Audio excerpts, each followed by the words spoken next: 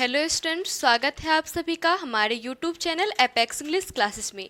आज के वीडियो में हमारे काव्यखंड का जो 9 चैप्टर है जन जन का चेहरा एक, उसके VBI सब्जेक्टिव क्वेश्चनों को देखेंगे जो कि हमारे एग्जाम की दृष्टि से काफ़ी इम्पोर्टेंट है। ठीक है, हमारा जो 9 चैप्टर है वो क्या है, जन जन का चेहरा एक, और इसके जो रचनाकार है वो कौन है, गजानन मानव मुक्तिबोध। ठीक है, अगर आपको फ्री PDF और फ्री में सभी चैप्टर्स का टेस्ट देना है तो आप हमारे एप्लीकेशन एपेक्स इंग्लिश क्लासेज को गूगल प्ले स्टोर से डाउनलोड करें और वहां से आप सभी चैप्टर्स का टेस्ट भी दे सकते हैं और यहां पे जितने वीडियो कराए जाते हैं उन सभी का PDF भी प्राप्त कर सकते हैं। तो चलिए हम देखते हैं क्वेश्चन। हम लोग 3 फेज में क्वेश्चनों को देखते हैं, 2 अंक स्तरीय, 4 अंक स्तरीय और 5 अंक स्तरीय। तो ये है हमारा 2 अंक स्तरीय प्रश्न। फर्स्ट क्वेश्चन है, जन जन का चेहरा एक से कवि का क्या तात्पर्य है। ठीक है, तो इसका आंसर देखेंगे। जन जन का चेहरा एक के माध्यम से कवि पीड़ित संघर्षशील जनता की एक रूपता तथा समान चिंतनशीलता का वर्णन कर रहा है। ठीक है, कवि क्या कहते हैं कि जो वर्ग शोषक है, ठीक है, जो लोगों का, जो मजदूर वर्ग का, जो कमजोर वर्ग का शोषण करते हैं उनका प्रतिनिधित्व कर रहा है ये कविता। जन जन का चेहरा एक, उन्हीं के बारे में बताया गया है। एशिया, यूरोप, अमेरिका महादेश में निवास करने वाले समस्त प्राणियों का शोषण तथा उत्पीड़न का स्वरूप एक जैसा है। ठीक है, चाहे वो अमेरिका की बात हो या एशिया या यूरोप, जहाँ भी शोषण हो रहा है सभी का जो स्वरूप है वो एक जैसा है। ठीक है, कवि ने जनता में एकता और समानता को दिखाया है। तो अब हम लोग अगले क्वेश्चन को देखते हैं। सेकंड नंबर क्वेश्चन है, बंधी हुई मुठिया का क्या लक्ष्य है। ठीक है, बंधी हुई मुठियों का क्या लक्ष्य है, तो इसका आंसर देखेंगे। कवि ने बंधी हुई मुठियों के लक्ष्य के माध्यम से जनता की ताकत और जोश को बताया है, उनकी ऊर्जा पे प्रकाश डाला है। ठीक है, कवि ऐसा अनुभव करते हैं मानो जैसे समस्त जनता अपने लक्ष्य की प्राप्ति के लिए संघर्षरत हो। ठीक है, उन्हें उनका शोषण कर रहे हैं वो अपने अधिकारों के लिए संघर्षरत हो। इस बंधी हुई मुट्ठियों में इतनी ताकत है कि जनता के शोषण करने वालों को कभी भी सत्ता से हटा सकती है। ठीक है, जनता का शोषण कौन कर रहे हैं, जो कि सत्ता पे बैठे हैं। तो कवि गजानन मानव मुक्तिबोध का कहना है कि इन मुट्ठियों में इतनी क्षमता है कि वो कभी भी सत्ता करने वालों को उनकी गद्दी से हटा सकते हैं। अब अगले क्वेश्चन को देखते हैं। कवि ने सितारे को भयानक क्यों कहा है, सितारे का इशारा किस ओर है। ठीक है, कवि ने सितारा किसे कहा है, उसका इशारा किस ओर है, हम अपने उत्तर के माध्यम से देखेंगे। कवि ने सितारे को भयानक कहा है क्योंकि वह अपने चमक तथा ज्वाला से जनता के शोषक को हानि पहुंचाता है। जनता के शोषक अर्थात जो जनता को दुख पहुंचाते हैं, उनका शोषण करते हैं। ठीक है, उनको क्या कहा जाता है, शोषक। तो कवि ने सितारे को भयानक कहा है क्योंकि वह अपनी चमक तथा ज्वाला से जनता के शोषक को हानि पहुंचाता है। सितारा जलता हुआ है, उसका रंग क्या है, लाल है। सितारा जल रहा है और उसका रंग लाल है। और लाल किसका प्रतीक है, तो लाल रंग हिंसा, खून तथा प्रतिशोध अर्थात बदला। ठीक है, तो हिंसा, खून तथा प्रतिशोध का परिचायक है। तो सितारा किसकी ओर इशारा कर रहा है, तो हिंसा, खून तथा बदला का। अब हम लोग अगले क्वेश्चन को देखते हैं। नदियों की वेदना का क्या कारण है। ठीक है, नदियों की वेदना का क्या कारण है, इसका आंसर देखेंगे। कवि को नदियों की कलकल करते प्रवाह में, ठीक है, नदी जब बहती रहती है तो उसका जो आवाज़ आता है वो कलकल ध्वनि इसको कहते हैं। तो कवि को नदियों की कलकल करते प्रवाह में वेदना की अनुभूति होती है। हमारी भारतीय संस्कृति में नदियों को माँ माना गया है। ठीक है, हमारी भारतीय संस्कृति में जैसे कि हम लोग बोलते हैं गंगा माँ, ठीक है, तो माँ की संज्ञा दी गई है नदियों को हमारे भारतीय संस्कृति में। कवि के अनुसार जनता के कष्ट के कारण माँ दुखी है। अपने बच्चों को दुखी देखकर माँ क्या हो जाती है, दुखी हो जाती है। ठीक उसी प्रकार जनता के कष्ट को देखकर नदी क्या है, दुखी है। अतः जनता की पीड़ा तथा संघर्ष की जनता से जोड़ते हुए बहती हुई नदियों में वेदना के गीत कवि को सुनाई पड़ रहे हैं। ठीक है, 5 नंबर क्वेश्चन है, दानव दुरात्मा से क्या अभिप्राय है। ठीक है, दानव दुरात्मा से क्या अभिप्राय है। पूरे विश्व की स्थिति अत्यंत भयावह तथा अराजक हो गई है। ठीक है, जो लोग मध्यम वर्गीय या कमजोर वर्ग के लोगों का शोषण कर रहे हैं उन्हें दानव दुरात्मा की संज्ञा दी गई है, उन्हें दानव दुरात्मा कहा गया है। जो लोग क्या है, शोषक वर्ग है, जो कि कमजोर लोगों को क्या कर रहा है, शोषण कर रहे हैं। इनके कारण शोषित वर्ग संघर्ष करने के लिए विवश है, वे अपने अधिकारों के लिए संघर्ष करने के लिए विवश है, संघर्षरत है। ठीक है, तो दानव दुरात्मा किन्हें कहा गया है, शोषक वर्गों को, जो कि कमजोर जनता का क्या कर रहे हैं, शोषण कर रहे हैं।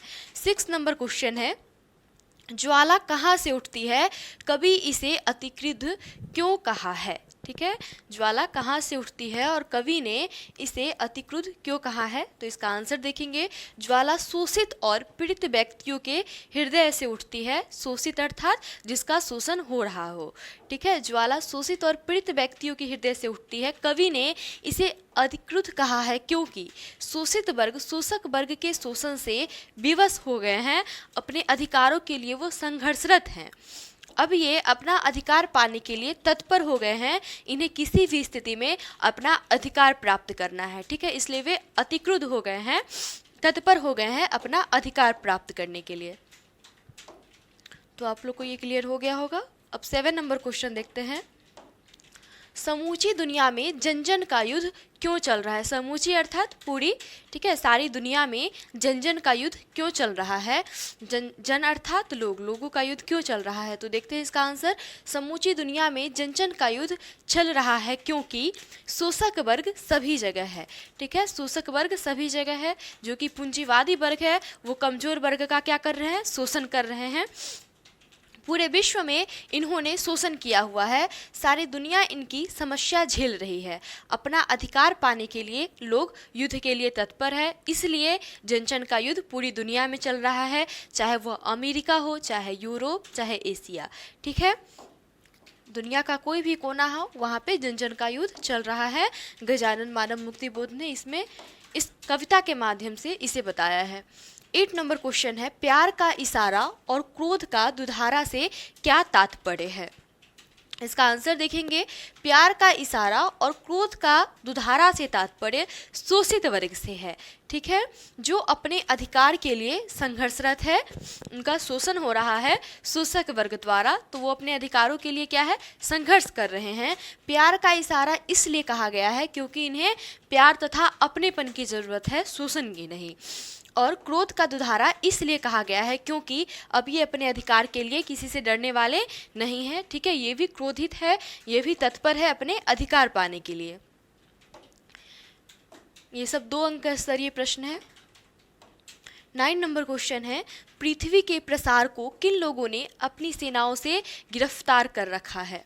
तो इसका आंसर देखते हैं, समाज के पूंजीवादी, ठीक है, शोषक वर्ग ने अपनी सेनाओं से पृथ्वी के प्रसार को गिरफ्तार कर रहे हैं। पूंजीवादी जो अर्थात धनी है, उद्योगपति जिन्हें कहा जाता है, इन लोगों ने वनों तथा कृषि योग्य भूमि, ठीक है, वनों की कटाई करवा करके वहाँ क्या स्थापित कर दिए हैं, उद्योग धंधे स्थापित कर चुके हैं।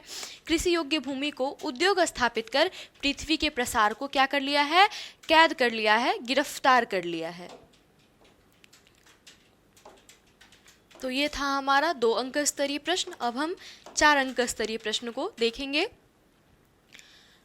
अर्थ स्पष्ट करें। हमारे एग्जाम में जो क्वेश्चन आते हैं, अर्थ स्पष्ट करें या सप्रसंग व्याख्या करें या काव्य सौंदर्य स्पष्ट करें, ऐसे करके 4 क्वेश्चन आते हैं, जिसमें से 2 गद्य खंड के और 2 काव्य खंड के होते हैं। ठीक है, तो देखते हैं हम इसे। आशा माई लाल लाल किरणों से अंधकार चिरता सामित्र, स्वर्ग एक जन जन का मित्र एक। ठीक है, तो पहले हम क्या देखते हैं, फर्स्ट पंक्ति में हम देखते हैं इसका इंट्रोडक्शन कि ये किस चैप्टर से लिया गया है और इसके जो रचनाकार है, इसके जो लेखक है वो कौन है। तो प्रस्तुत पंक्तियाँ गजानन मानव मुक्ति बोध रचित काव्य जन जन का चेहरा एक से लिया गया है। ठीक है, इसके लेखक का क्या नाम है, गजानन मानव मुक्ति बोध, और ये किस चैप्टर से लिया गया है, तो जन जन का चेहरा एक।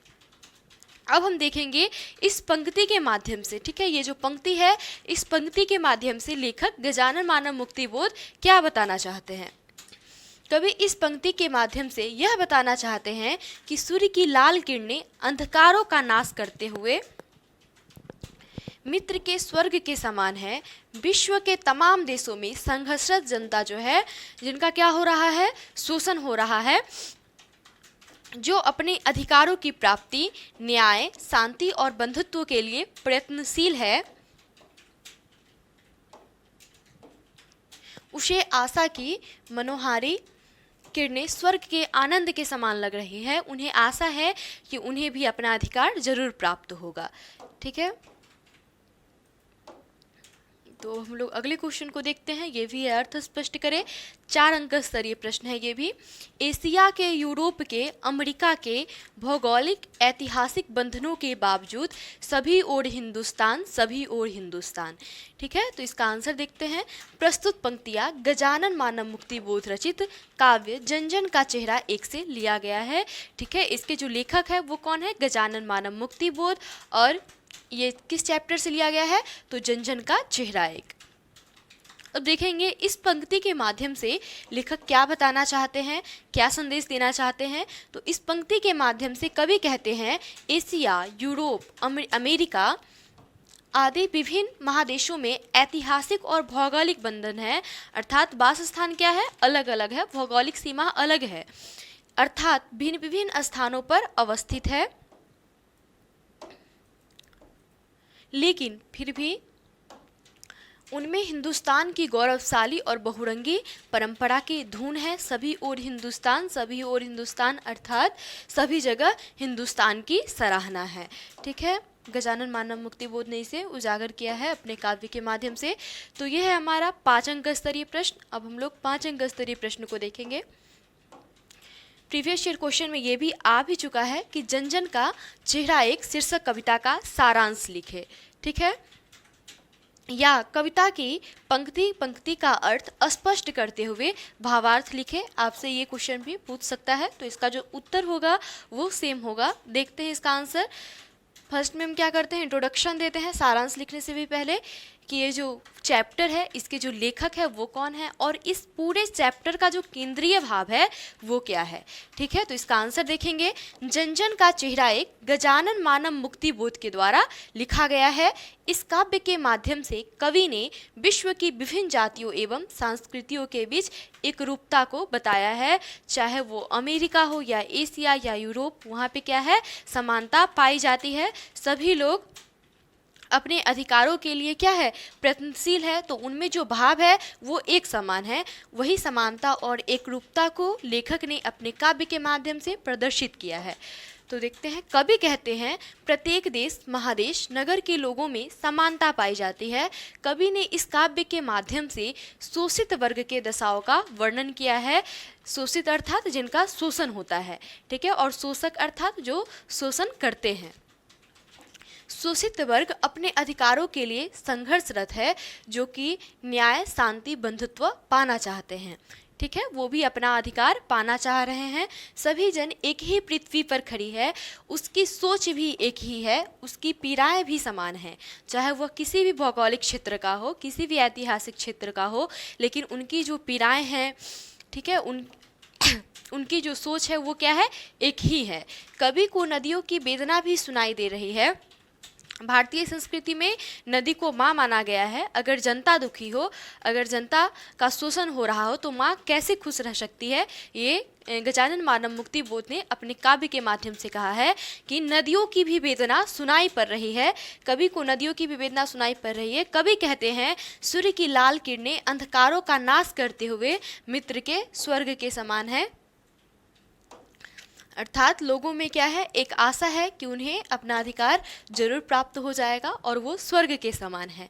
शोषक वर्ग ने अपनी सेनाओं के माध्यम से पृथ्वी के प्रसार को गिरफ्तार कर लिया है, अर्थात जगह जगह वनों की कटाई करके क्या कर दिया है, उद्योग धंधे स्थापित कर दिए हैं। पूंजीवादियों ने सभी जगह वृक्ष काटकर उद्योग स्थापित किए जा रहे हैं। सभी जगह होने वाली क्रांति की ज्वाला एक है। ठीक है, प्रत्येक व्यक्ति के हृदय में एक ही प्रकार के सत्य का संचार हो रहा है, चाहे वह दुनिया के किसी भी कोने से हो। लाखों लोगों के पैसों में एक ही प्रकार के पैरों में, ठीक ठीक है। लाखों लोगों के पैरों में एक ही प्रकार के मोचों का अनुभव हो रहा है, अर्थात उनका जो दर्द है वो भी एक है, उनकी जो सोच है वो भी एक ही है। शोषण के खिलाफ सभी के हृदय में एक ही प्रकार की ऊर्जा तथा साहस है अपने अधिकारों को पाने के लिए। कवि आगे कहते हैं, भिन्न संस्कृतियों वाले एशिया, यूरोप तथा अमेरिका में ऐतिहासिक और भौगोलिक बंधन के बावजूद, अर्थात भौगोलिक जो सीमा है वो भारत, एशिया, अमेरिका ये सब की क्या है, अलग अलग है। वे भारत की जीवन शैली से प्रभावित है, वहाँ पे क्या है, भारत की ही चर्चा है। कवि का मानना है भारत की संस्कृति में सभी और भाई बहन का प्यार है, कृष्ण की छवि व्याप्त है, कृष्ण की मुरली की धुन सुनाई पड़ती है, पूरे विश्व में दानव तथा दुरात्मा एक है। शोषक, कवि ने दानव तथा दुरात्मा किसे कहा है, शोषक वर्गों को। शोषक, खूनी चोर एवं संसार में शोषित वर्गों द्वारा किया जाने वाला संघर्ष भी क्या है, एक है। कवि कहते हैं सभी लोगों की मस्तिष्क की चिंता एक है, हृदय की प्रबलता तथा क्रोध की ज्वाला एक है, जो कि उनको अपने अधिकार को पाने के लिए है।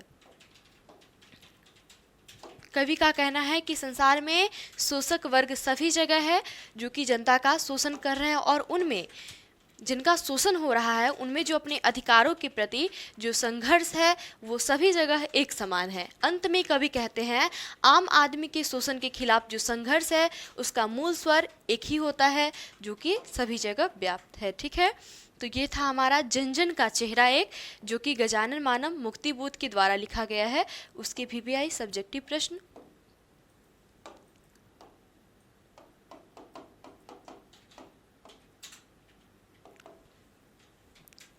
तो इसके आगे हम ऐसे ही सभी चैप्टर का पहले सब्जेक्टिव प्रश्न करेंगे और उसके बाद ग्रामर के पोर्शन को भी देखेंगे। तो मिलते हैं अगले वीडियो में। आपको ये वीडियो कैसा लगा आप हमें अपने कमेंट के माध्यम से ज़रूर बताइएगा। तब तक के लिए धन्यवाद।